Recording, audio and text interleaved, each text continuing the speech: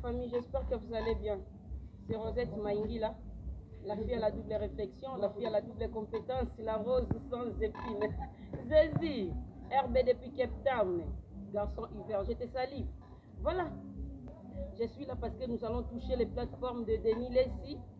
Nous allons parler sur Herman Kassongopi, nous allons clôturer sur affaire Saratola, Oyo, à Kota Rabikota, Kota partout. Denis Lessi, excusez-moi parce qu'aujourd'hui il n'y a pas de pasteurs. On met les pasteurs à côté. Ok?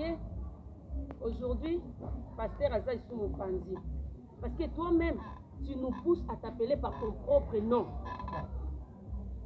Denis Lessi, qu'est-ce qui ne va pas? Qu'est-ce qui ne va pas?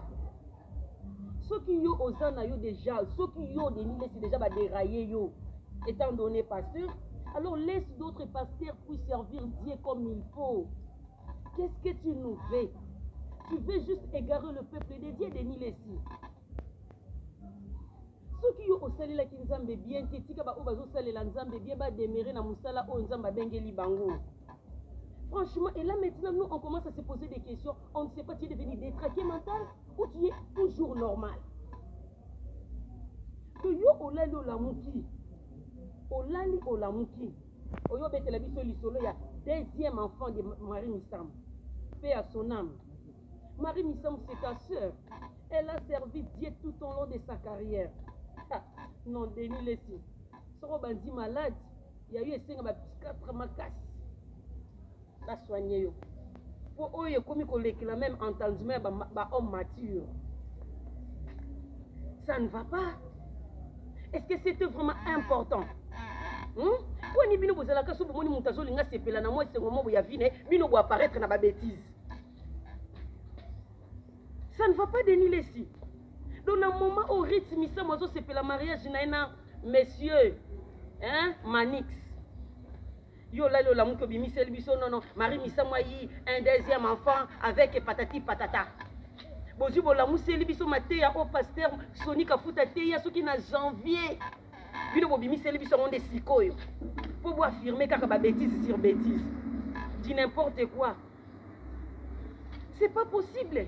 À un certain moment, il faut réfléchir. Toi, tu es un grand homme. On t'a classé en rang de roi. Mais toi-même, tu n'as pas voulu. Et là, tu veux que biso tu le loto bengo pasteur. Non, papa, tu te trompes. On t'appelle par ton propre nom, Denis Lessi. On s'arrête là. Toi-même, tu n'as pas pu à te respecter. Hier, ça ne va pas. Nous, na minute où tu as célébré le mariage, na minute où il faut se plaindre, la nuit de noces, n'engeni ba projet ça na una mbali na ye, yo la la mukeli biso deuxième fils. Depuis longtemps là, tu étais où? Marie Missa avait assez d'argent. À tel les cas qui est trop té, mais elle avait quand même assez de possibilités pour on dit quoi? Pour enlever hein. Koboko la non.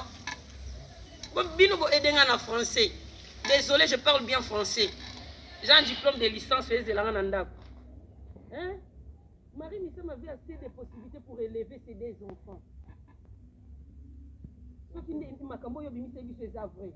Donc, à niveau possibilité, une battante qu'elle était, une courageuse femme qu'elle était. Andimi a abandonné moi dans mon boy. Non, non, c'est faux, archi faux. Na minute, il n'y a pas des idiots dans les médias en ligne. Tout le monde te comprend. Parce que si on te lobby déjà comme il est traqué. Comme il y a un problème à cerveau. Apparemment, il y a un problème là dans ta cervelle qui demande des soins appropriés. C'est pas possible. Un grand homme de Dieu qui a servi Dieu pendant assez longtemps. Tu es devenu youtubeur. Ronnie Fouati parmi. Il n'y a aucun respect sur toi. Tu as donné l'occasion à tout le monde de te parler n'engito lingeli. Papa, les Français disent les 20 tirés, il faut les boire. Tu dois assumer les conséquences de tes actes. Nous serons là toujours pour faire des petites analyses sur ma propos nayo. C'est pas possible. Quoi, toi tu avais besoin de rythme. Denis Lessi on a médias expliqué ce que ça a passé à rythme Missambo. Le coup la bali et CP l'issioté. Donc la minute on se plaint na libala te fois bima abana mais Denis Lessi lobi que maman na biso tika mwana moko boya mobali il faut na ke ko lukaye. Oh non tu te trompes, elle est tellement heureuse. Mon ndenga binité na mariage. Une désolation. C'est dégueulasse pour un pasteur, un homme de Dieu. Si on a salir ba pasteur mususu. Soni kafuta toyebeli ekutu na babilo côté. On sait que c'est un vrai homme de Dieu. Mais yo la muki olingi kako ternir image à Soni kafuta. D'autres pasteurs, arrête. Ça ne vaut la peine. Parce que quand toi tu poses ces genres des actes, on suppose que intention na yo eza ou égarer peuple de Dieu. Mais là nous sommes désolés. Biso tozala égaré. Tu continuer na bon chemin. Ça ne vaut la peine, papa. Marie Misamu abota mwana moko batunyoso bayebi mwana wana eza Rit Misamu. On s'arrête là. Il n'y a pas eu le deuxième enfant. Azalate. Parce que Marie Misamu a une possibilité. Ataba non bazemi balé. Alingaka bomba grand garçon bongo tendenge bokomi côté la biso na ba miniature. Ah. C'est quoi ça encore comme histoire? Respecte-toi. Discipline tes sentiments, Denis Lessi. Discipline tes émotions. C'est quoi ton vrai problème? Ça te fait plaisir. Nous serons là pour toi. Nous serons là. Nous allons parler. Nous t'organisons pas Rosalate. Pour bien nous mettre dans médias en ligne. Nzamba Zalarate. Nzamba okota makambote. Toi-même tu veux qu'on puisse te salir. Nous serons là pour toi, papa. Respecte-toi, discipline tes émotions, évite la babylone comme Mickey comme on est bleka les kanakati. C'est pas possible. Un grand homme de Dieu qui n'arrive pas à bien se contrôler, ça signifie quoi? Biso photo banda orienté yo, na niveau na yo. Mais tu es tombé si bas. Denis laisse tu es tombé si bas. Laissez Riti tranquille, laissez-lui vivre heureux dans le mariage naïe. Heureuse, hein? Pas bon, hein? Bon, c'est une femme. Botika vivre heureuse. Zézi, la rose sans épines. Hey, voilà. Affaire Saratola. Saratola, yo zaka sosa mambo, hein. Oza sosa mambo. O ba Congo baluba. Ah! Yo te ya magade. O ngai pena so nazaki na place na yo. Mais si na te ya makale, makasi. Makasi. Mais yo, mawa. Chimei balanga depuis Cape Town. Base. Hey! Saratola yo faut te yama. Au côté makambo fali na profondeur. Biloko kutu exista kate. Yo latisi mo fali, o latisi nana kecho biso ton zima. Mais ton zima kutu pete. Elle kapé kaka bongo. Yo za réputation te. Casier judiciaire ici beba. Moi c'est ça la prison. Yo benga fiveti mayambo sengi numéro ya nani? Ya Moura de la presse. O benga fiveti mayambo sengi numéro ya Manya Malika. Ba grâce témoignage. Mais là tu ça la sembla comme si tu ko batumo yo o calcula bango to alukuta makasi yo. Oh, alukuta makasi vraiment ça rato là. Vous croyez que quand tu parles bien français, tu es intelligente? Tu te trompes, maman, toi tu n'es pas intelligente. Tu ne sais pas mentir. Parler français là n'est pas l'intelligence. Parler français est une langue au centre de formation à la question. Mais comment? Na maturité. On est faut beau tamana, ouais, on est sagesse. Parce que toi là, malgré ton français là que tu parles, tu es trop immature. Au kanisini tozo ko sabatu, neti batu ba yebi yote. Mais si on est stoyé bien média, ok, yo pe no mutalu kuta makasi Saratola. Yo za ba devoir rebelle, faut se yo za mutumo kozonga na média to bla bla bla bla bla bla. Ba makamno ba dormi debout ana. C'est quoi encore comme histoire? Toi comme tu es là, tu peux cracher sur Grâce Temo. Karine Mokonzi, la reine de bêtises, ya média. Akoka Grâce Temo ti. Ba devoir nyonso grâce à pesaye. Akoka olongola ngoti. Yo siko muto zano na exercice amakasi faut ça la pona nzoto na yo. Oyo finga Grâce Temo. Yo bo finga Moura, et ça parce que Moura on pas boma bomanika ba moto. Walu kuta makasi hein. Ah, n'importe quoi. Glody Massampa là j'étais sali. Eh, Saratola, discipline-toi. Au moins si ndenge ba manya malikana ba ovanda na bango kimia. Et ça parce que ba oboya na bango kaka kupeso gaz. Wa lokuta makasi mama, moi c'est bongi na lokuta te. mobali na odie kwa tikali kaka mutu ya pamba nzoto nyonso esi ekauki musala makasi oza nango yango wana sombeli ata baprotivable yango die gwango nzembo esikaka moko asala na vie yango wana oza na musicien na ndeko okokosele promotion te yo kotaka kaka bikotakota niki menga olataki affaire ya fali awa niki yango ti lelo histoire ebanaka te mapasa basuka soki wapi toyebi te bazala bamorne tomona ata mpasi bazokunda tomona ata morne te sikoyo wana ozoluka place moko ya kodiembela tandis koza na mobali aza soki musicien aza na tala makasi atikali kaka mutu apamba nzoto nyonso esi ekauki sombele potiva sombele edia mingi bapotopoto ebimi ebele lambela ye soki okopesi mpe banini bavitamine eza aye ata mwa monene te kaka yo moko ozovimba neti hipopotame okoya kaka gwagwagwagwagwagwagwa biso to baidiote na yo te na baidio bagarson nyonso ya kitoko baza na media oyo bavanda mpo balandaka balokuta na yo oh mama wana mosala makasi na ya nzoto na yo moko na ya mobali na yo mobali ezokonda mwasi makambo mabeleki ezaka mpe bien yo mpe mwasi wana santa bien mobali mpe azalaka meme na mwa santa bien yo kaka diego yo moko papa bisika ozaleli luka ata bavitamine vimbisa ata libulu mpo nzoto nyonso ekawuki biso tozoyeba te vraiment nyonso wana mwasi nazomona te yango balobaka qui trouve une femme trouve le bonheur mais quand tu trouves un c'est fini pour toi tana ndeti yo nzambe ayokelo mawe abimiso bisika batia yo c'est honte mawa Yannick Awilo Masada les jeunes maîtres na Pretoria wana base Saratola azalaka ta na baconseiller te il y a des choses qui ne se disent jamais dans la vie jamais mutu nyonso faut choisir entourage Saratola yo apparemment ozala na entourage moko ya bien te yo donc oyaka kaka bwa obimisi turo siko prison soko okei nani olobelo badevora makasi oza na ona nzoto sala ta baexercice mwasi akoma neti robo bamisuni ya maboko ekoma kokweyakoya me mobali etikeli mutu kaka kisimbi nzoto kototala kingo nyonso ekondi musicien bongo yo mone deja na mboko oyo kaka depuis yemba libanga yo etosuka kaka wana nzembo mosusu na nsima libanga ezalaka te yo mwasi ofanya po fingaka bato na media n'importe quoi banda kosexercer na youtube ana ezota baexercice ebele wana motu nyonso soki alingi agarde ata mwa taille perdre ata mwa ndambo ya libumu yo nyonso ya nzoto pokopoko evimbavimba okoyo bandi ofingafinga bato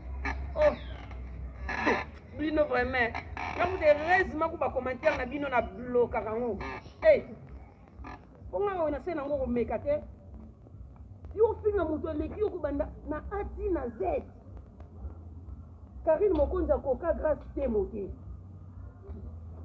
bino père. Tout ça c'est parce que tu parles français. Nous allons parler français parce que nous avons des diplômes des universités. T'inquiète. Si tu veux, nous allons passer des émissions sur émissions en français. Vous savez, sur YouTube, vous croyez quoi? Qu'on a peur de vous? Non. Torozala Abissonios. Hé, Zézi, rendez-vous, je te salue. Herman Kasso. Yosko yebisa biso. Donc yo pena organisera sexe ya bana mibali nyonso ezaka na nzoto na yo. Le roi des sex tapes. Tout le temps. Yo yakaka na media yebisalela biso video yebisa biso ke ngandenge na zaboye ko kosala ba rapport sexuel wana eza musala na nga. Koso bomoni video na ngezo tambola na media boko takate. Botelela ngba analyse te. Bozana poto loka biso toni. Bozana poto loka biso.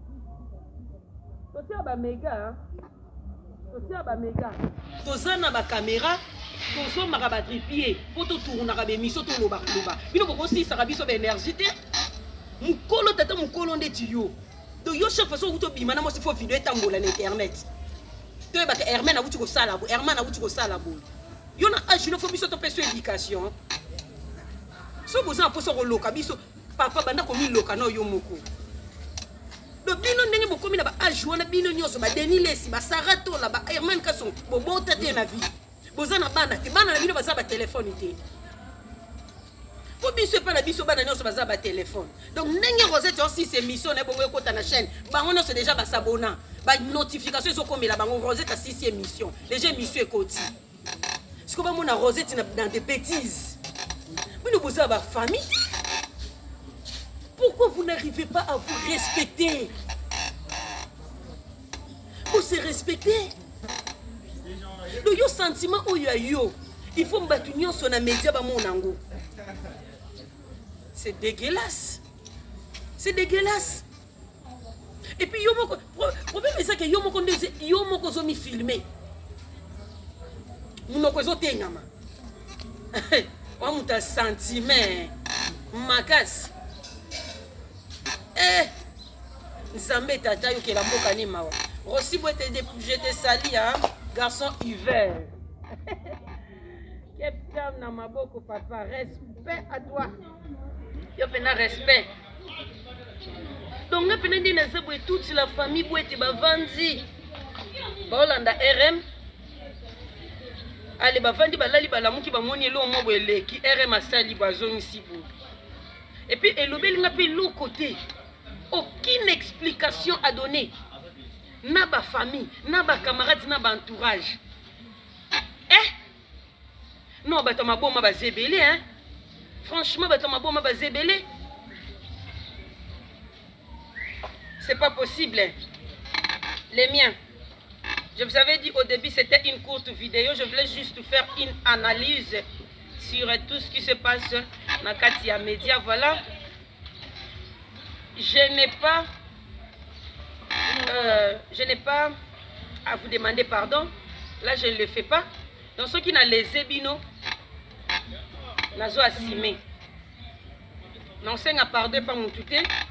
Ceux qui n'ont blessé bino, n'ont assimé. C'est seulement que ça opinion n'a pas coupé ça. De toutes les façons, c'est ma chaîne aussi. Et ça opinion n'a pas. Ok?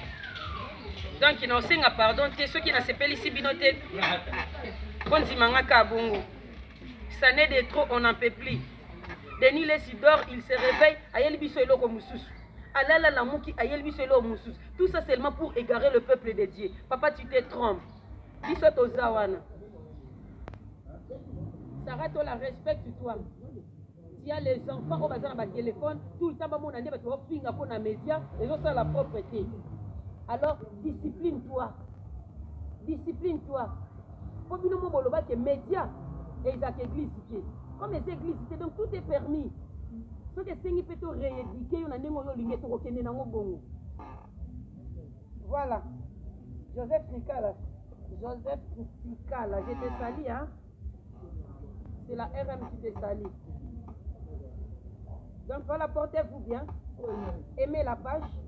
Partagez les liens.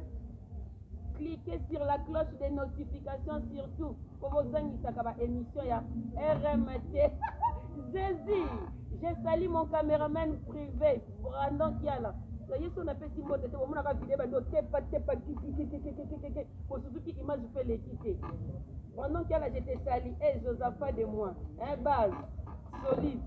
On a besoin de yangaya et que na banka bongo. Nga zala na entourage mo ya bien. Bita Bouete, hey, y'habite à des mois. Y'habite à des mois. Joyeux anniversaire à toi. Tous ces mois, c'est pour toi. Je te souhaite tout le meilleur du monde. Radié, somptueux, glorieux, gracieux anniversaire à toi. Hein, l'amour d'une vie, maman. Bita Bouete. Sans épine de sali. Voilà. Garçon hiver depuis Cape Town, bisous à toi aussi, Bouete l'homme. Selon le cœur de sa future. Jésus, on a tout le temps à la vie sur ma comboté. On va avoir ma base solide. Le boy va mettre la vie sur ma Facebook. Ma combo les gars. Le boy il a dit tout. Voilà. Bisous à vous, portez-vous bien. On se retrouve à une nouvelle vidéo.